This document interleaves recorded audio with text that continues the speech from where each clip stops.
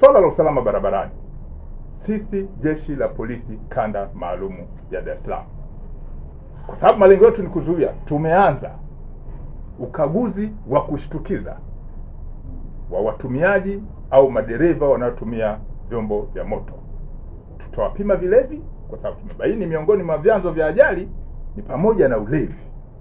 Kwa hiyo tutafanya vipimo vya kushitukiza kwa mtu yoyote tutakayemuona anafanya dalili za kutaka kusababisha ajali barabarani, au yoyote tutakaye dhani kwamba anaendesha chombo cha moto bila kufuata utaratibu wa kisheria. Kwa hiyo msako huu umeanza na hatusubiri siku ya Krismasi.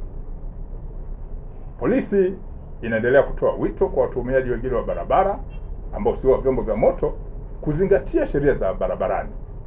Watu wanaovuka barabara wazingatie sheria. Wazingatie sheria. Huo ni msisitizo wa jeshi la polisi, na kwamba hatutasita.